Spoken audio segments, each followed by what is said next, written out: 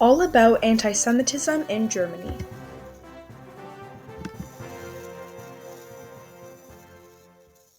Hello, everybody. My name is Jessica Gerbach, and I'm a global expert. I've had experience working at Western University in the social science program and was involved in the global studies department. However, after almost a decade of working in the educational system, I went back to school and started my career as a journalist, specifically accumulating information and research on public and political affairs. Around 5 years ago, I started working for a global online newspaper and was researching the issue anti Semitism in Germany, and this is what inspired my work in the specific fields and country.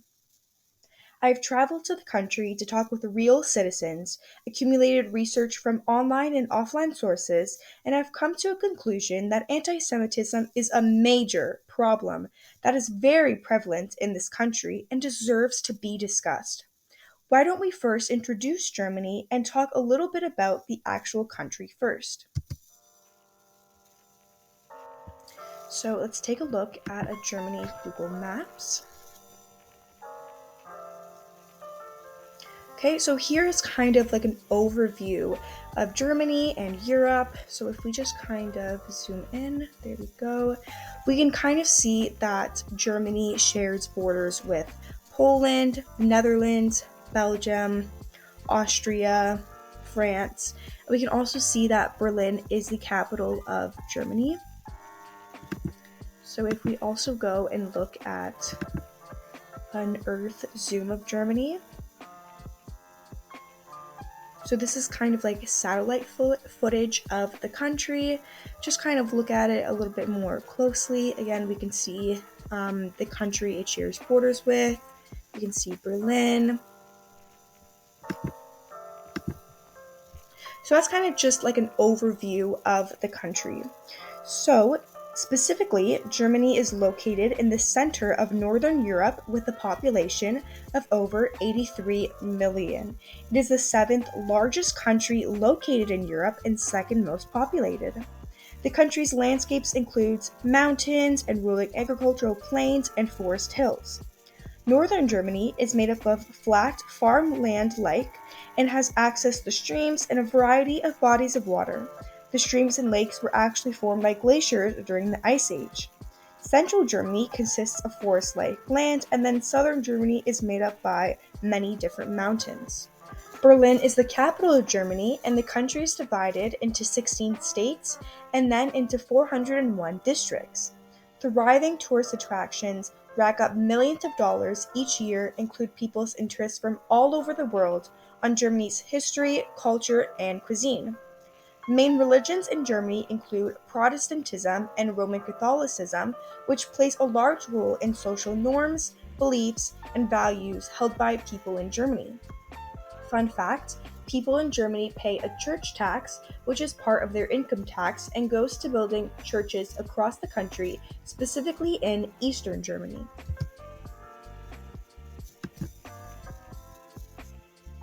This is a chart that shows the different religions located in Germany and how they make up the country. We can see from this information that Roman Catholic makes up the most and the least is Orthodox Christian and Muslim. In addition, more than 8 million people in Germany are non-German, and in 2015, Germany accepted 1 million immigrants into their country. As a result of immigrants coming from Turkey, the Middle East, and Africa, Muslim families and individuals make up 8% of Germany's population. The country has a very stable economy, which racks up the fourth biggest economy in the world. Their standard of living is extremely high, specifically in healthcare, environmental protection policies and regulations, and even in education, where they offer some university programs free of tuition. Bundestag is Germany's federal government parliament, and Bundesrat represents each of the 16 states in Germany. The Bundestag is made up of 709 workers and parliament members, and when making decisions, legislation, and policies, the approval of the Bundesrat is necessary. Germany makes up 5% of the entire world's coal reserves and has the biggest lignite mine in all of Europe. This mass amount of availability towards coal mines resulted in Germany's rise in economy after the Second World War. Now let's move on to what are the main issues facing the country. One of the many issues faced in Germany is the aging population. Germany has a birth rate of 8.3 and a fertility rate of 1.4. The country has a very large aging population, and it's reported that the dependency ages 65 and above increased by 12% in 2016. Unemployment is the next issue that presents itself in Germany's economy.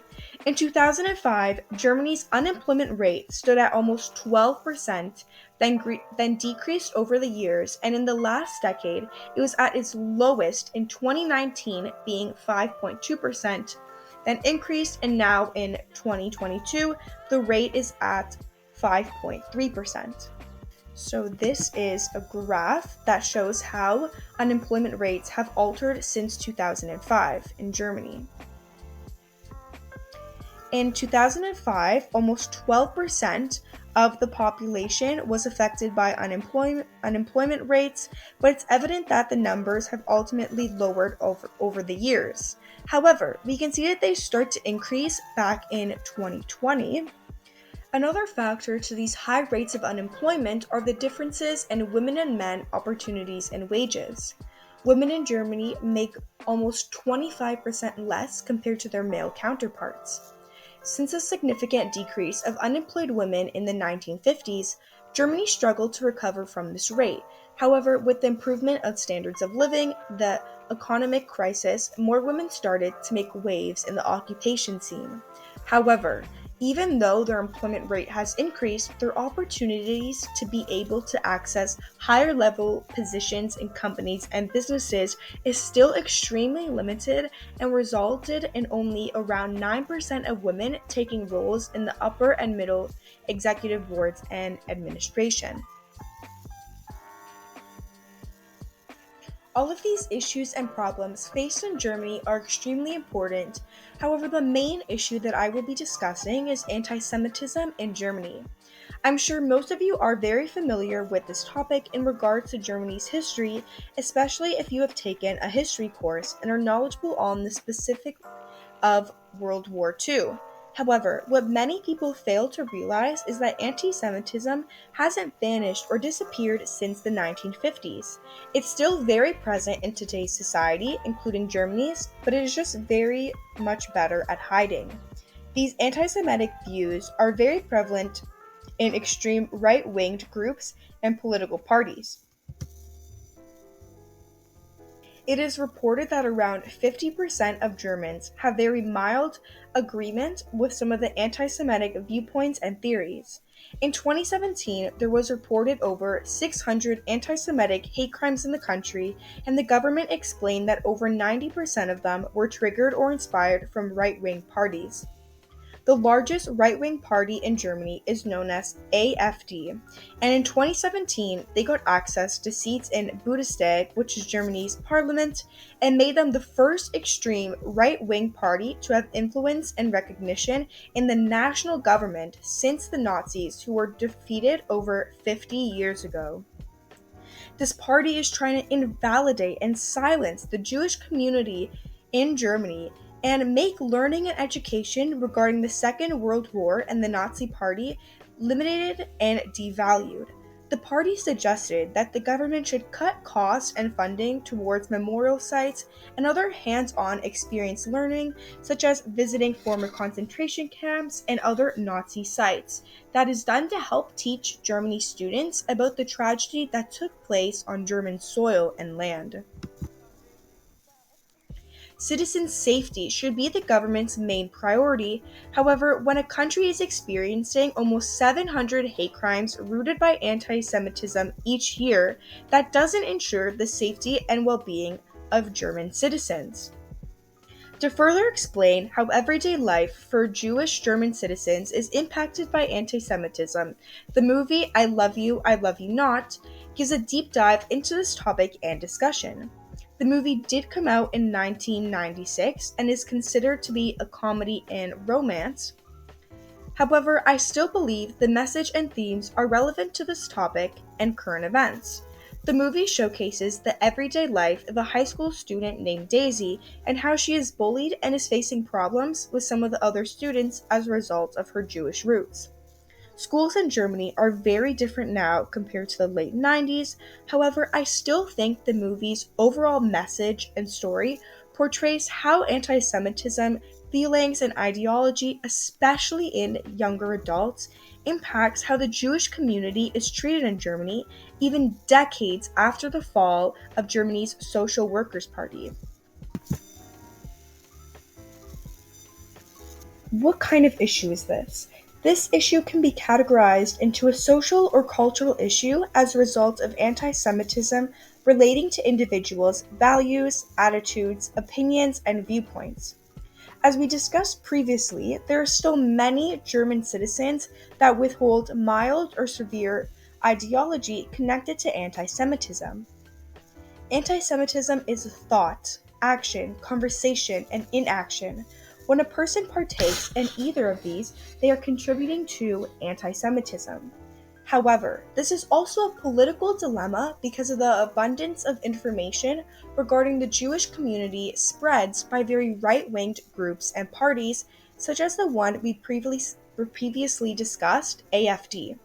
From the Huffington Post, Julian Gottfarth, who is an analyst at the School of Economics European Institute in London, said this about AFD. There's a real danger they might have a real impact. If you look at the potential AFD Bundestag members, it's quite scary. Some people have associated with the radical extreme right. They could have a bigger impact on Germany debate, German policy.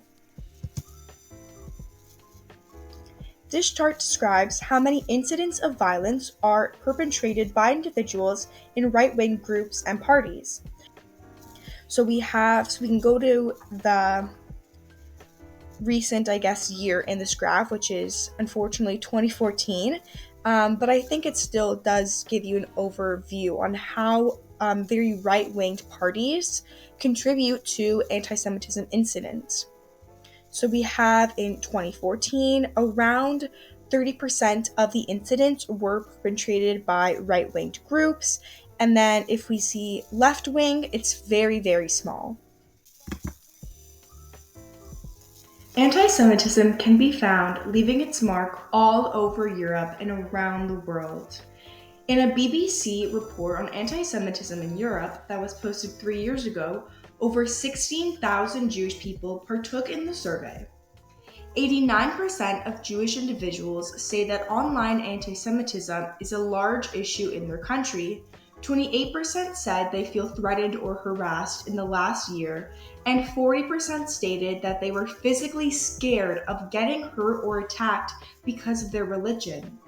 Lastly, almost 40% said they avoid Jewish functions or events and said they have thought of moving out of Europe in the last couple of years due to fearing their safety.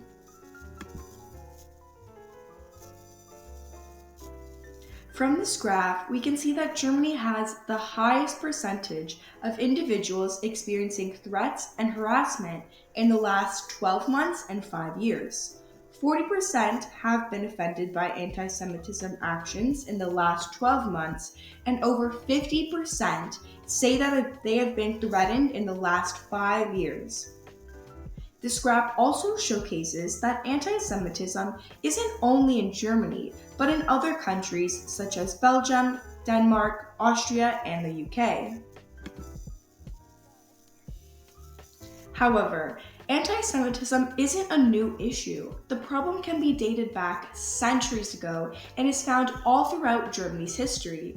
It has become so ingrained into our history, the world's history, that sometimes no one bats an eye to it. When fighting for human rights, Rosem was introduced in political and social debates and discussions in the 1800s. Full liberty was granted to the Jewish people. However, Thousands of individuals did not approve of this decision and protested against the freedom for Jewish people in forms of riots and hate crimes. In the 1820s, low employment rates in Berlin and Hamburg increased, and many merchants and craftsmen blamed this shift on the Jewish community because of the social and economic opportunities that were granted to them.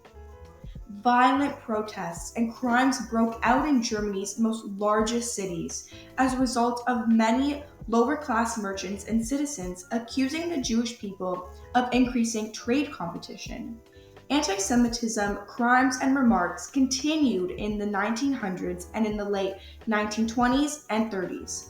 The rise of the Nationalist Socialist German Workers' Party began anti Semitic propaganda and mostly targeted Jewish German citizens with their hateful and violent crimes and attacks. Everyday life for Jewish people were under threat. They were bullied, harassed, publicly shamed and threatened, and even murdered. Next came World War II, which we all know began the deportation and execution of millions of Jewish people. Let's move on to stakeholders and viewpoints. There are many different stakeholders on this issue, which include the German government, the Jewish community, non-German citizens, and right-wing parties. The government has had strict laws for decades that forbid the denying of the Holocaust and usage of anti-Semitism remarks, speeches, and other propaganda in person and online, especially social media. Germany's criminal code, specifically in section 130, makes racist and anti-Semitism discussion a crime and was created in post-World War II era and specifically addresses neo-Nazi ideology. In addition, in 2017, the Network Enforcement Act, which was released, which required social media companies to remove anti-Semitism posts and have 24 hours to do so after criticism and objections are made. Extreme right-wing parties and groups are the second stakeholder in this issue. We've discussed these groups so far, however, it's only right to dive deeper into them again. Steph Kramer, who works in Thurndgia as the state's chief of intelligence, said in the documentary Germany's Neo-Nazi and the Far Right, right-wing extremists is the most vital threat that we face in the moment in the Federal Republic of Germany. We have around about 35,000 considered right-wing extremists across Germany, 13 to 14,000, roughly spoken, considered to be aggressive and violent. The documentary was streamed in 2021 and directed by Evan Williams and argues that terrorist groups are becoming more violent and threatening against Jewish and Muslim communities across Germany and the rest of Europe. The last stakeholder involved in this issue are Jewish and non-Jewish citizens. With the rise of anti-Semitism in Germany and even across Europe, the Jewish community does not feel safe. From this graph, 7.7% of Jewish individuals in Germany have been physically attacked in the past 12 months, and in other countries such as France, and the reports are even higher. A German journalist, Henrik Broder, explained to the Jewish Telegraphic Agency, "It's time to face the truth. There is no place for Jews in Europe, or at least no safe place for them, including in Germany." Anti-Semitism in Germany consists of real crimes and attacks and is seen on the national news and other global sources. On the German news source DW, they discuss current event issues and stories in Germany. In November of 2022, they discuss the myths of anti-Semitism and how it's still ingrained in German culture and society today, even if it's unrecognizable. In addition, they went on to interview some individuals and they described stereotypes they have faced in everyday situations. One man reported that someone told him Jewish people only care about money, and another woman reported that at a party, someone said, "You're pretty for a Jew." Also, they mentioned how anti Semitism stereotypes worsened in COVID times because many people created false stories and conspiracy theories that the virus was started by Jewish businesses and companies because they wanted to make money off of masks and vaccines. This conspiracy theory that everything is run and controlled by one small community, for example, the Jewish community, is actually a very old ideology that has been the core of anti Semitism in Germany for decades. Another news article I found regarding this issue was posted on November 18th of 2022 on the website The Times of Israel and described a shooting that took place in a synagogue in Germany.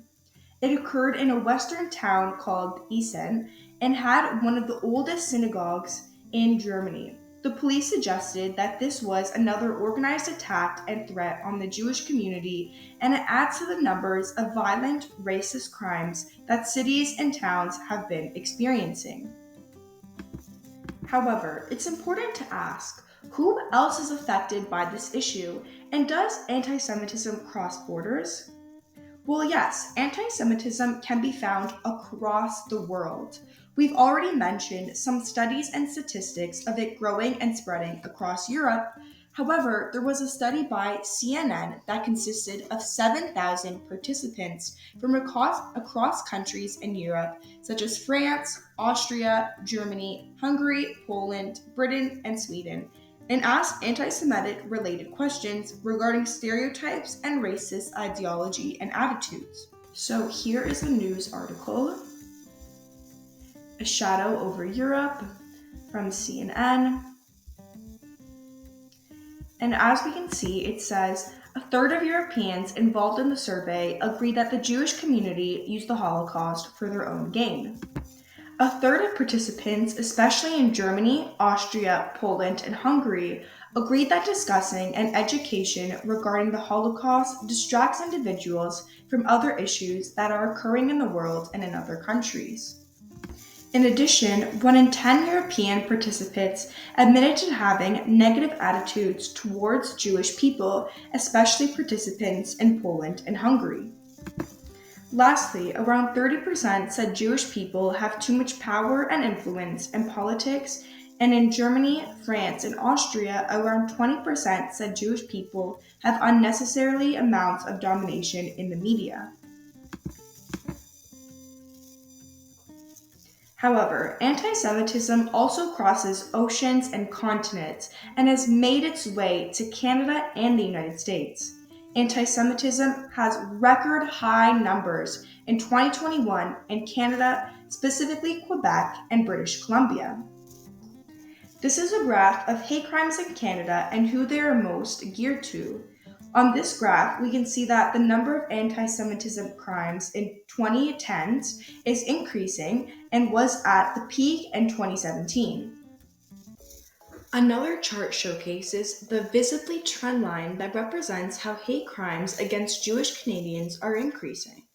Also, in 2021, there was reported to be close to 2,800 hate crimes that included vandalism and the inappropriate usage of swastikas in public areas such as on subway stations and university campuses.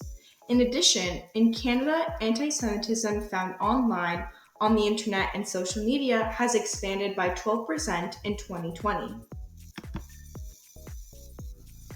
As a new research experiment concluded in the United States in 2021, asked 3,000 participants anti-Semitism questions and compared how people's political stances affected their results.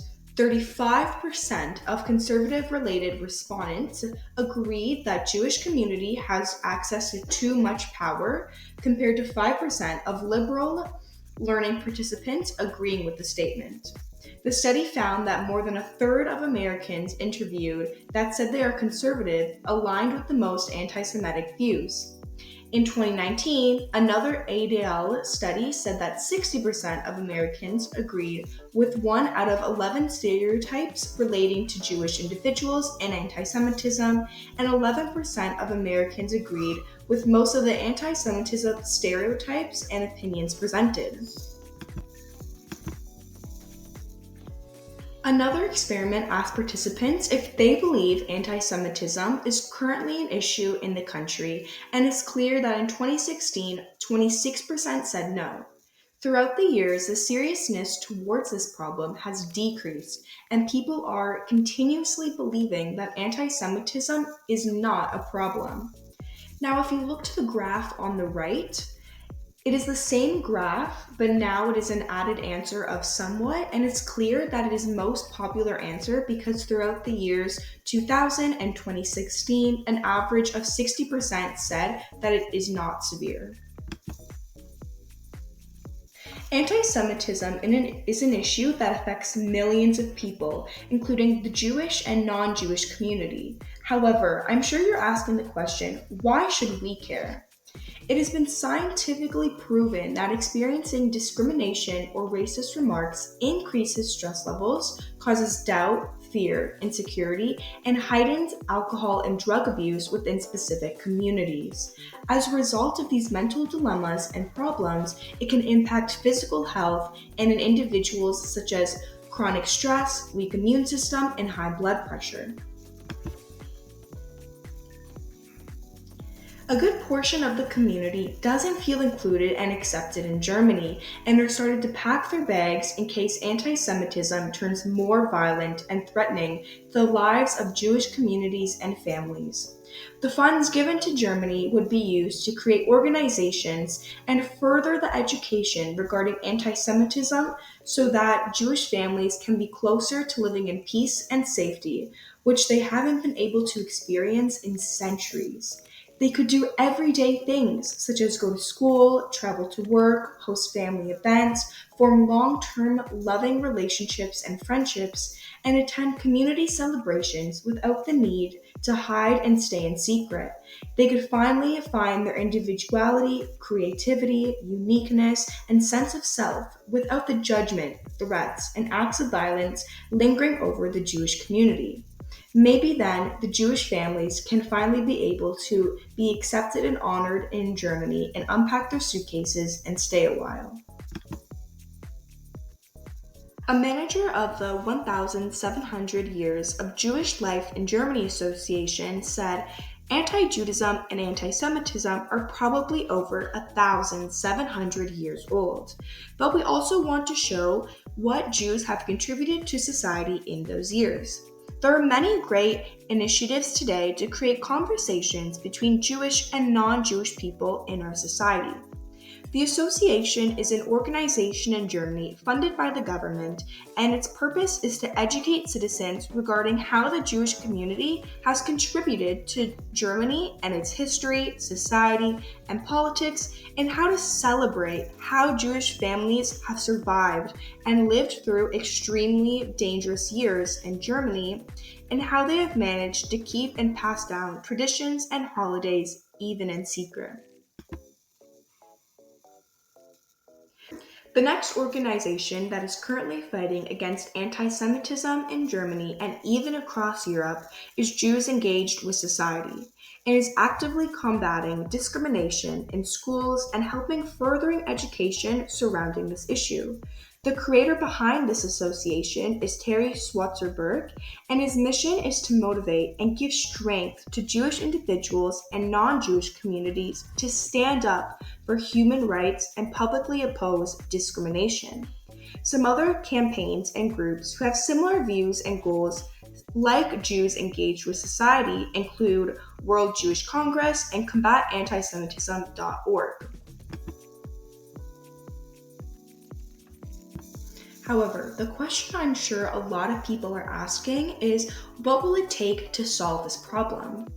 Well, anti Semitism is a very conflicted issue, and as a result of it being inherited and rooted in generations upon generations, there is no easy solution. Our focus now shouldn't be what we can do to completely make anti Semitism disappear because of how realistic that goal would be. Instead, we should ask ourselves, what can we do to limit the violence, crimes, and stereotypes against the Jewish community? Even to answer that question is difficult. However, one of the main factors and goals to focus on is increasing education, awareness, and limiting stereotypes and misinformation spread to young adults and children. German schools focus on the past, specifically World War II and the isolation, murder, and discrimination against the Jewish community. However, it fails to recognize how anti Semitism is seen in today's current society. Learning about false stereotypes, misinformation, and more regarding Jewish individuals should be taught, and how even one anti Semitic sentence or phrase, such as the one previously mentioned, "you're pretty for a Jew," is extremely harmful and can enforce violence towards the community. The next solution or way to limit anti Semitism, crimes, and ideology is by not giving anti Semitic individuals platforms online and offline. Any individuals online, such as on the internet or on social media, should have their accounts immediately banned after posting anti Semitic terminology or hate speech.